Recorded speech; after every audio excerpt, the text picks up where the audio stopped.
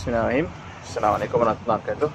Okay, saya baru tengok satu video kat YouTube ni, cara untuk hilangkan lantai yang berbau. Kebetulan dekat rumah family saya ni ada satu lantai dekat satu bilik ni, dia agak berbau, lantai tandas.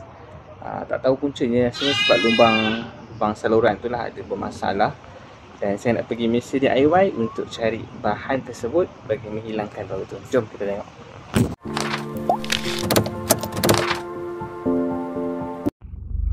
Dah sampai dah dekat mesin DIY ni. Ya, kita pergi. Harap adalah benda tu dekat mesin DIY ni. Saya dah cari dekat DIY yang paling besar ni. Ada dua bangunan, tapi tak ada. Staff kata sebenarnya macam ada, tapi mungkin dah habis stok. Kita cari tempat lain. Okay, dekat kedai lain, dekat family store, tapi tak jumpa juga benda yang saya cari itu. Nama tak tahu, sebab nama ni dalam bahasa Jepun kot, dalam bahasa Korea. Tengok kat sini macam tak ada lah. Kat depan pun tak ada. Kena cari tempat lain kat. Okay, kita tengah cari kat kedai hardware ni pula. Kedai ni dah tak ada, family store. Kedai hardware sebenarnya ada kat sini. Kedai sini pun tak ada juga. Dah puas around depan belakang tak ada. Nampaknya kena cari kat Shopee je lah. Sekali kedai ni, kedai Eco. Jom. Kedai RM2 pun tak ada. Kita beli ubat gegat, kita try tengok macam mana boleh hilang ke tak. Okay, kenapa saya beli ubat gegat ni? Sebab ni harga dia murah je. Kalau tak menjadi tak adalah perah sangat. Okay, kita try dulu. A few minutes later. Okay, kita pecahkan dulu ni. Pakai lah apa-apa boleh pecah kan. Ni sejauh ada banyak dah kedai pergi. Kita pecahkan sebab takut lubang tersumbat lah. Kita pecahkan dua dulu.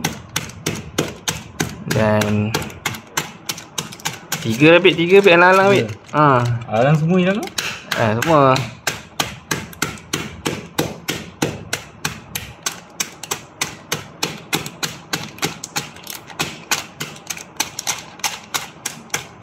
Okay, cek. Jom kita masuk ke dalam lubang tandas. Okay, ni lah, dekat dalam tandas ni, lubang tu. Tahu ada apa dalam tu. Cari. Kita buka dulu. Kita letak yang sebut tadi. Yang kita dah ketuk-ketuk tu kita letak dalam.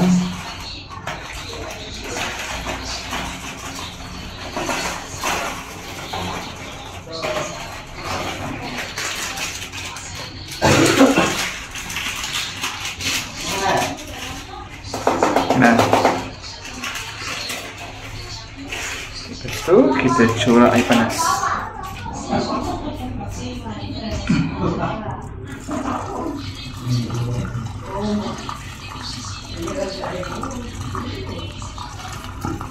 Curah air panas dulu. Lagi teratang balik, kita tengok ada bau lagi tak.